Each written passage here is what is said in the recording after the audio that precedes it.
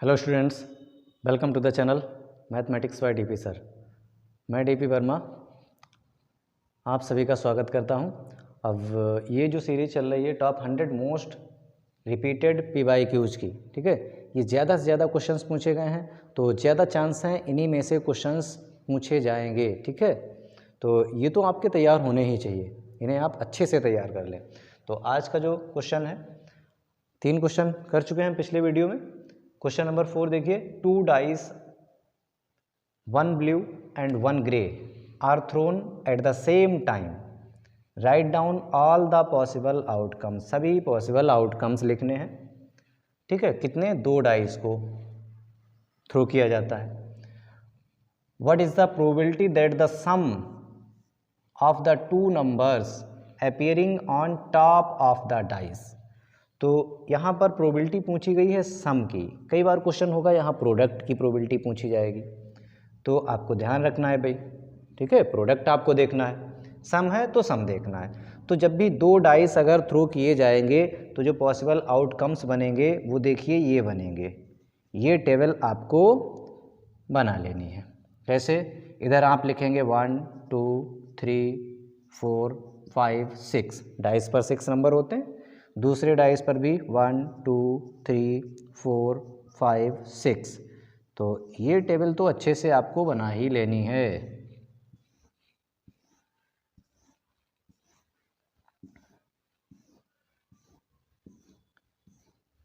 तो total outcomes बन जाएंगे 36। देखिए 1 के साथ में क्या आएगा? 1, ये एक पॉसिबल आउटकम होगा। एक में भी 1, दूसरे में भी 1।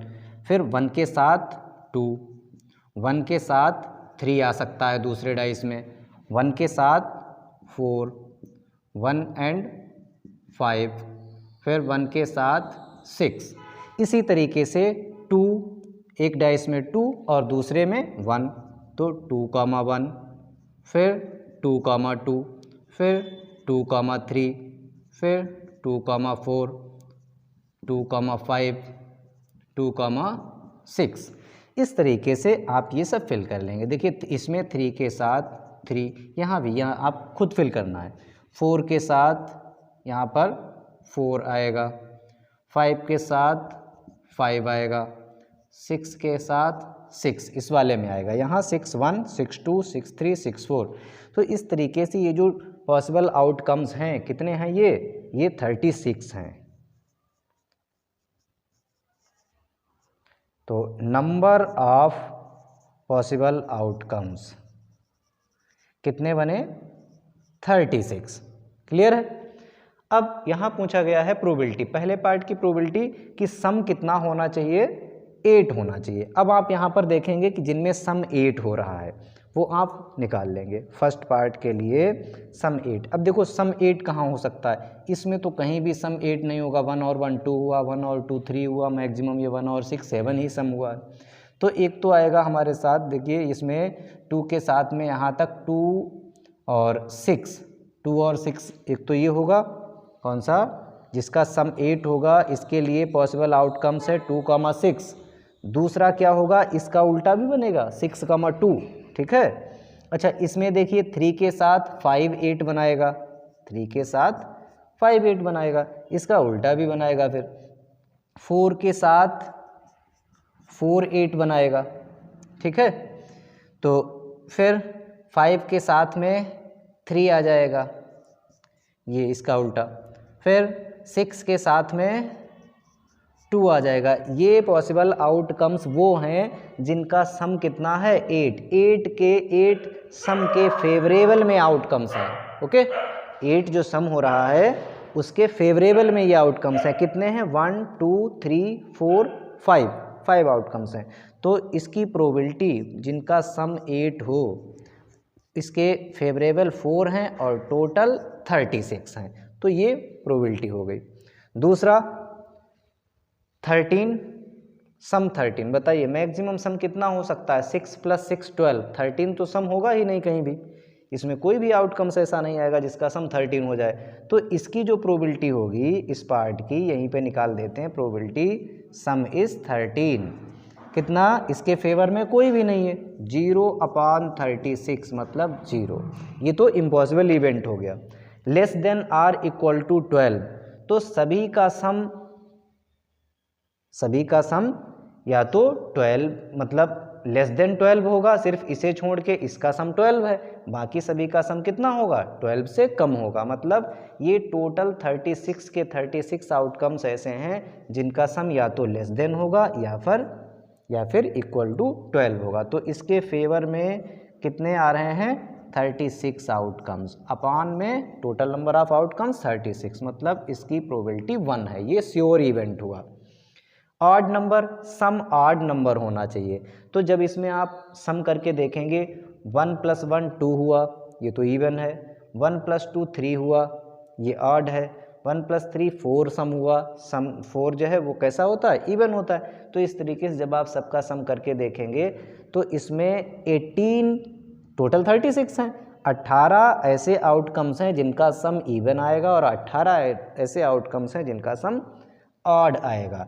तो इसकी जो रिक्वायर्ड प्रोबेबिलिटी हो जाएगी ऑड नंबर की, इसके फेवर में 18 आएंगे अपॉन में 36, इसे कैंसिल कर देंगे तो ये 1/2 प्रोबेबिलिटी हो जाएगी भाई। इवन की भी इसी तरीके से हो जाएगी बिल्कुल जैसा मैंने अभी बताया है।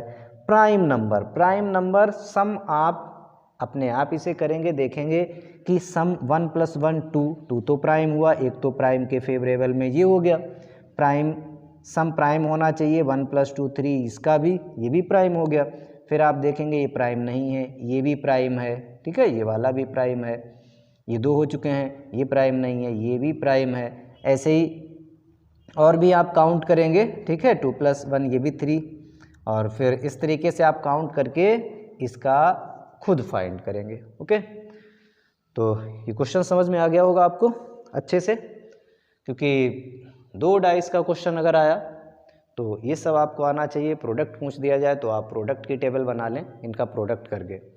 Find the area of quadrant of a circle, पिछली बार ही पूछा गया था area of quadrant of a circle. सभी को पता है एरिया ऑफ क्वाड्रेंट क्या होता है भाई, area of a quadrant 1/4 πr², circle का 4th पार्ट। क्वाड्रेंट बनता है जब 90 डिग्री एंगल बनता है। ओके, तो ये हुआ, यहाँ पर 1/4 पाई की वैल्यू 22/7, आर तो निकाला ही नहीं, आर कहाँ है, सरकमफरेंस गिवन है, तो सबसे पहले सरकमफरेंस हमारे पास 22 है, सरकमफरेंस का फार्मूला क्या होता है 2πr 22, यहाँ से रेडियस निकालेंगे और इसमें पुट करेंगे, तो यहाँ से रेडियस निकालते हैं,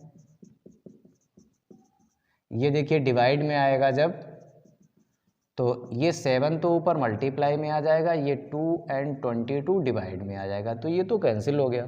तो इसकी रेडियस कितनी आ गई 7/2।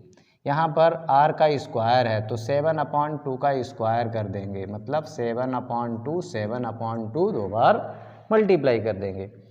इसको 7 से 7 कैंसिल हो जाएगा, 2 से 22 11, ऊपर आया 11 7 जा 77, अपॉन में कितना 4, इतने सेंटीमीटर स्क्वायर। तो ये हो गया एरिया ऑफ क्वाड्रेंट। ओके, वैसे एरिया ऑफ सेक्टर का फार्मूला क्या होता है, θ/360 × πr²। एंगल आपको दिया होगा, क्वाड्रेंट का एंगल 90 होता है। तो prove that length of tangent drawn from an external point to a circle are equal. ये फिगर इस क्वेश्चन का है। तो लेंथ ऑफ टेंजेंट कहाँ से, एक्सटर्नल पॉइंट से। एक सर्कल बनाएंगे, एक्सटर्नल पॉइंट लिया P, यहाँ से हमने टेंजेंट ड्रॉ की, और ये टेंजेंट है PA and PB। Okay, PA and PB ये क्या है, टेंजेंट है। तो हमें इसमें ये प्रूफ करना है कि जो लेंथ ऑफ टेंजेंट है ये चीज़ हमें प्रूफ करनी है। टू प्रूव में क्या प्रूफ करना है कि PA = PB। तो prove that length of tangent drawn from an external point to a circle are equal. तो गिवन में हमें इतना लिख लेंगे कि PA and PB are the 2 tangents to a circle of centre A and radius इसकी जो भी लिखे, ठीक है। तो इसके लिए क्या करेंगे, इसे ज्वाइन कर देंगे, ठीक है। फिर ये हम जानते हैं, ये थ्योरम होती है, ये हम जानते हैं, we know that radius is perpendicular to the tangent. तो ये एंगल 90 डिग्री हो गया, ये एंगल भी 90 डिग्री हो गया, इस बात को हम यहाँ पर लिख देंगे। फिर ये जो लाइन जो ड्रॉ की गई है ये वाली, ये देखिए इस ट्राइंगल OAP एंड OBP को कॉन्ग्रुएंट दिखा देंगे, किस रूल से, राइट एंगल, अपोजिट की साइड ये हाइपोटेन्यूज दोनों में कॉमन है, और साइड कौन सी, OA is equal to OB जो कि रेडियस है। तो RHS रूल से ये जो ट्राइंगल है वो कैसा हो जाएगा, कॉन्ग्रुएंट हो जाएगा। तो यहाँ लिखेंगे in triangle PAO and triangle PAO and PBO, इसमें एक तो हमारे पास ये जो एंगल है A पे बन रहा है, angle A is equal to angle B 90 degree, आगे लिख दीजिए radius perpendicular to the tangent. दूसरा OP is equal to OP, ये कॉमन है, साथ में ये हाइपोटेन्यूस भी है। अब देखिए OA and OB, OA is equal to OB, ये क्या है, ये है रेडियाई। तो राइट एंगल हाइपोटेन्यूस साइड, देखिए राइट एंगल हाइपोटेन्यूस दोनों में कॉमन है और ये साइड, तो RHS रूल से यहाँ लिखेंगे by RHS rule triangle PAO is congruent to triangle PBO। तो यहाँ से बाई CP/CT आ जाएगा PA is equal to PB। ये कैसे आया, ये आया है बाई CP/CT, और यही प्रूफ हो गया। क्या प्रूफ हो गया कि hence length of tangent from external point to a circle are equal. इसमें गिवन में हम इतना लिख देंगे कि P with the external point and PA and PB are the two tangents. तो आई होप ये अच्छे से समझ में आ गया होगा। ये क्वेश्चन 7 जिसको हम लोग करते हैं, ठीक है। 7 देखिए क्या है, quadrilateral ABCD is drawn to circumscribe circle, prove that AB plus CD, मतलब ये जो एक क्वाड्रिलेटरल है ये सर्कमस्क्राइब कर रहा है किसे, सर्कल को। तो टच करेगा भाई यहाँ भी, यहाँ भी, यहाँ भी, चारों साइड्स पर। तो यहाँ हम लिख लेंगे कि P, Q, R and S are the point of contact. और फिर हमें ये प्रूफ करना है कि ये जो अपोजिट साइड है इनका सम इन अपोजिट साइड के सम के इक्वल होता है। ओके, तो यहाँ पर length of tangent from external point to a circle are equal, इसे हमें यूज करना है। जैसे AP is equal to AS होगा, BP is equal to BQ होगा, CR is equal to CQ होगा, DR is equal to DS होगा। ये 4 इक्वेशंस बनेंगी, ठीक है। और इनमें सब में रीजन क्या होगा, length of tangent from external point to a circle are equal. फिर चारों को ऐड कर देंगे और ये प्रूफ हो जाएगा। ओके,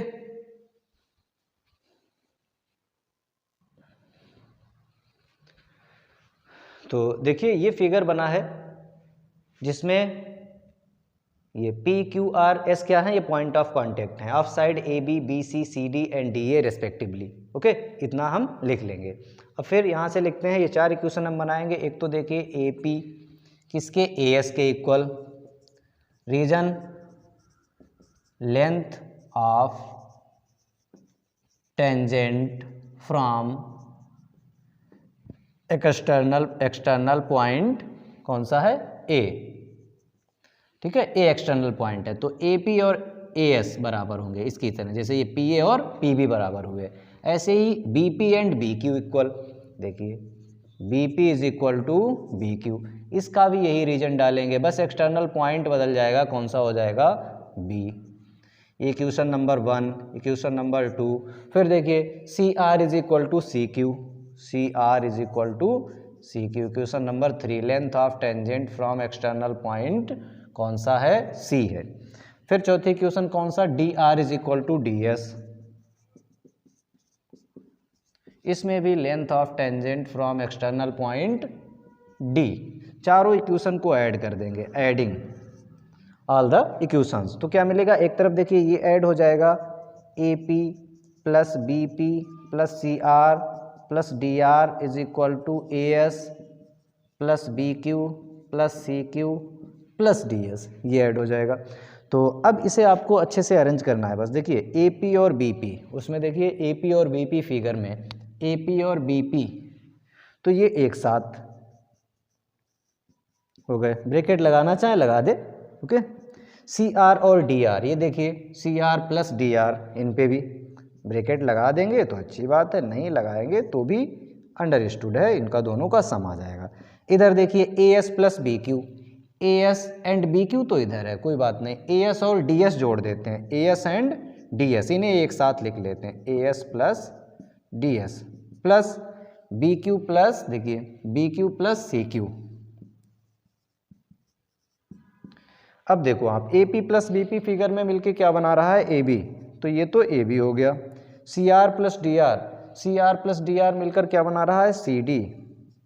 इधर देखिए A S plus D S मिलके क्या बना रहा है, A D.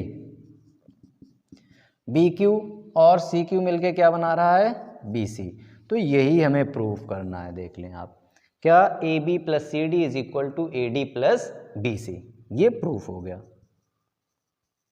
Hence proved. Most important question है, बहुत बार पूछा गया है। यही दूसरा जो इसमें क्वेश्चन है हमारे पास, जो खूब पूछा जाता है, उसमें कहा जाता है कि ये जो क्वाड्रिलेटरल है, क्वाड्रिलेटरल की जगह हो जाएगा पैरेललोग्राम। अब parallelogram circum scribing a circle is a rhombus, तब हमें पैरेललोग्राम हो गया यहाँ पर, और ये रोम्बस दिखाना रहता है, ठीक है। पैरेललोग्राम जो है अगर सर्कल को सर्कम स्क्राइब कर रहा है तो वो रोम्बस होगा। यहाँ तक एज इट इज प्रूफ करेंगे, फिर हम आगे प्रॉपर्टी यूज कर देंगे पैरेललोग्राम की कि उसकी अपोजिट साइड्स जो हैं वो इक्वल हो जाती हैं। जैसे इस तरीके से हमारे पास, अगर जो मैं क्वेश्चन बता रहा हूँ अच्छे सुन लीजिए, खूब पूछा गया 5-5 नंबर में। अगर ये ए बी सी डी क्या है, ये पैरेललोग्राम है, ठीक है, A B C D parallelogram है, पी क्यू, अब इसमें क्वाड्रिलेटरल था, यहाँ पे पैरेललोग्राम है, तो P Q R S by point of contact, और हमें ये दिखाना है कि ये जो ए बी सी डी है वो क्या होगा, रोम्बस होगा। तो यहाँ तक तो हम एज इट इज प्रूफ करेंगे। फिर अपोजिट साइड्स ऑफ पैरेललोग्राम्स कैसी होती हैं, इक्वल, तो यहाँ पर ए बी ही रहने देंगे, सी डी की जगह क्या कर देंगे, सी डी और ए बी बराबर होते हैं तो यहाँ भी ए बी लिख देंगे। फिर A D opposite sides of parallelograms are equal, तो इधर तो ए डी ही रहने देते हैं, बी सी की जगह भी ए डी कर देते हैं, क्यों, क्योंकि अपोजिट साइड्स भाई ये ए बी और सी डी बराबर होंगे और ए डी और बी सी बराबर होंगे, क्यों, क्योंकि ये क्या है, अपोजिट साइड्स ऑफ पैरेललोग्राम।